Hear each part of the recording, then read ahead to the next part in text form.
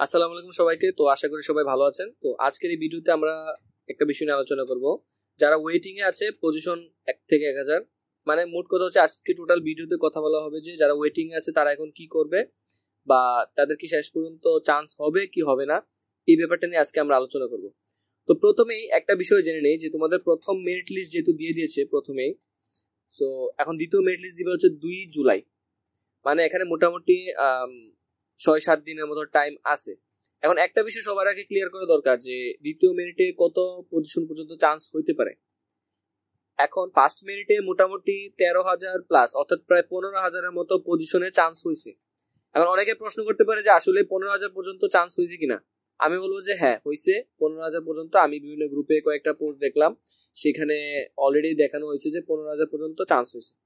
এখন অনেকেই বলতে পারো যে কেন 15,000 পর্যন্ত চান্স হয়েছে, বা আমার পজিশন 10,000 12,000, আমার কেন চান্স হয় নাই। দেখো, এই ক্ষেত্রে আমি কিন্তু প্রত্যেকবারই একটা কথা সবাইকে বলে দিতে চাই, সেটা হচ্ছে যে তোমরা সাবজেক্ট সিলেকশনে ভুল করছো। তোমরা জানো যে সাবজেক্ট সিলেকশনে যদি ভুল হয় তাহলে কিন্তু তোমরা অনেক ভালো পজিশনে থাকার পরেও কিন্তু তোমরা সাবজেক্ট পাবা না। যে ঘটনাটা তোমাদের সাথে ঘটছে, যে তোমরা দেখছো যে তোমাদের পজিশন খুব ভালো, তারপরে তোমরা কি করছো, তোমরা সাবজেক্ট সিলেকশন গুলো ঠিক মতো দেও নাই, বেশি বেশি বিশ্ববিদ্যালয়ে আবেদন করো নাই। হয়তো তোমার ভালো লাগছে যে আমি শুধু বরিশাল বিশ্ববিদ্যালয়ে ফিজিক্স নিয়ে পড়বো, সো তুমি বরিশাল বিশ্ববিদ্যালয়ের অল্প কয়েকটা সাবজেক্ট দিয়ে আবেদন করে রাখছো। এখন এই ক্ষেত্রে ঘটনাটা যেটা হবে সেটা হচ্ছে যে তোমার বরিশাল বিশ্ববিদ্যালয়ে ফিজিক্স আসতে পারে, যদিও আমি এটার পসিবিলিটিস 100% দিচ্ছি না। যেহেতু তোমার পজিশন ভালো, ওই ক্ষেত্রে তোমার বরিশাল বিশ্ববিদ্যালয়ে ফিজিক্স আসতে পারে, কিন্তু সেটা আসবে একদম 4th মিনিট বা 5ম মিনিটে। মানে বুঝতে পারছো, মানে তোমার থেকে যারা দূরবর্তী পজিশনে আছে তারাও কিন্তু তোমার আগে চান্স পেয়ে যাচ্ছে, কারণ তারা বেশি বিশ্ববিদ্যালয়ে আবেদন করছিল, এবং প্লাস হচ্ছে তারা বেশি বিশ্ববিদ্যালয়ে আবেদন করছে এবং তারা বেশি সাবজেক্টে আবেদন করছে। নন সায়েন্সের যে সাবজেক্ট, বিজনেস ফ্যাকাল্টির যে সাবজেক্টগুলো এবং আর্টস ফ্যাকাল্টির যে সাবজেক্ট, সেগুলোকে তারা আবেদন করছে। সো এই একটা ছোট্ট জিনিসের জন্য কিন্তু তোমরা অনেক পিছিয়ে গেলা। এটা হচ্ছে যারা পজিশন ভালো থাকার পরেও চান্স পাও নাই কেন, এটা হচ্ছে তোমাদের ব্যাখ্যাটা। এখন ওরা কিভাবে চান্স পেলো 15,000 পজিশনে? দেখো, ওরা খুব থিঙ্কিং করছে যে আসলে আমার আমার পজিশন যেহেতু দূরে, তাই আমি সবগুলো সাবজেক্ট আবেদন করবো। মানে ওর যতগুলা এলিজিবল সাবজেক্ট পাইছে, সেটা হোক সে সোশিওলজি, হোক সেটা আর্থোপোলজি, মানে যেই ধরনের সাবজেক্ট পাক সে সবগুলোতে আবেদন করছে, এবং যেহেতু সবগুলোতে আবেদন করছে তো সেই ক্ষেত্রে তার চান্স পাওয়ার পসিবিলিটিসটাও বেড়ে গেছে। এবার আসি যে যাদের পজিশন 1 থেকে 1000 তারা কি করবে।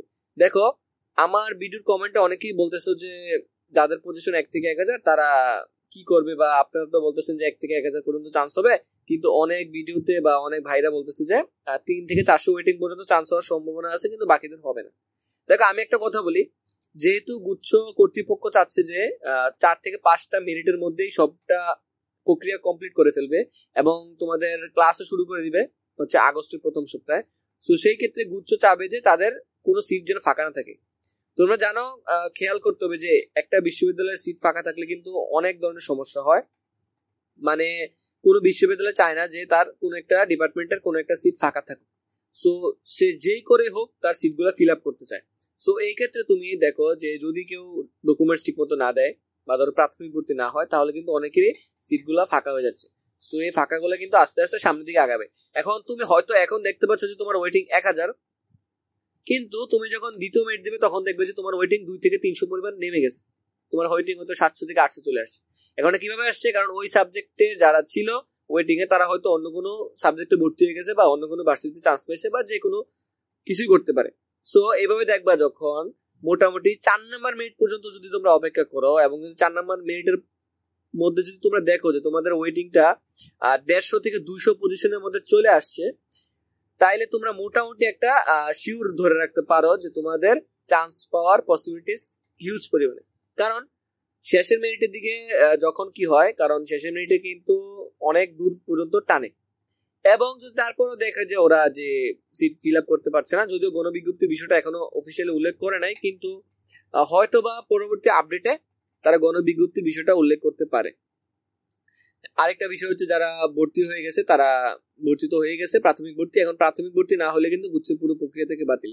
সো তোমরা যারা ওয়েটিং এ আছো তোমরা অবশ্যই ধৈর্য রাখতে হবে, আর খেয়াল রাখতে হবে যে ওয়েটিংটা কতটুকু আগালো বা পিছালো, বা কোনো সমস্যা হয়েছে কিনা, বা এখন অনেক বিশ্ববিদ্যালয়ের অনেকগুলো ওয়েটিং এ দেখা যায় সিট কম।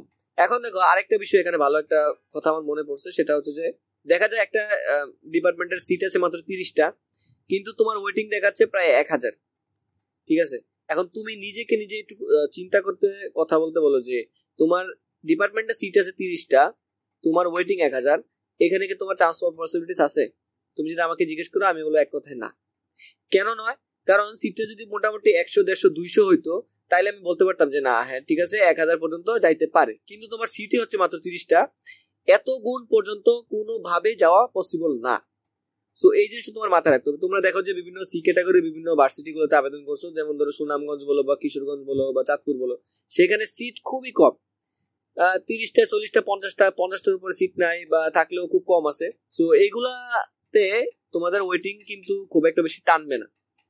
কিন্তু যেগুলোতে সিট বেশি, যেমন মনে করো ইসলামী বিশ্ববিদ্যালয় কুষ্টিয়া, অনেক পরিমাণ সিট, হিউজ পরিমাণ সিট, এবং প্রতিটা ডিপার্টমেন্টে অনেক পরিমাণ সিট আছে। সো ওই ক্ষেত্রে তোমার ওইটার চান্স বেশি যে যেটার মধ্যে সিট বেশি ওটার মধ্যে ওয়েটিং থেকে চান্স পাওয়ার পসিবিলিটিস বেশি, আর যেটার মধ্যে সিট কম সেটার মধ্যে ওয়েটিং থেকে চান্স পাওয়ার পসিবিলিটিস কম। সো এটা হচ্ছে মোটামুটি আমার ওয়েটিং এর ধারণা। সো ধারণা একটু ভুলভ্রান্তি হইতেই পারে, বাট আমার ওভারঅল ধারণা থাকবে এটাই যে তোমরা 1 থেকে 1000-এর মধ্যে আসো, এবং তোমার ডিপার্টমেন্টে যদি সিট সংখ্যা ভালো থাকে, ধরো 100+ যদি থাকে বা 150+ যদি থাকে বা এরকম কাছাকাছি যদি হয়, তাহলে মোটামুটি একটা আশা আছে। আর বললাম তো 4র্থ মিনিটের মধ্যে যদি 200-র মধ্যে ওয়েটিং লিস্ট চলে আসে, তাহলে মোটামুটি চান্স পাওয়ার একটা হিউজ পসিবিলিটিস আছে। সো এটাই হচ্ছে বিষয়।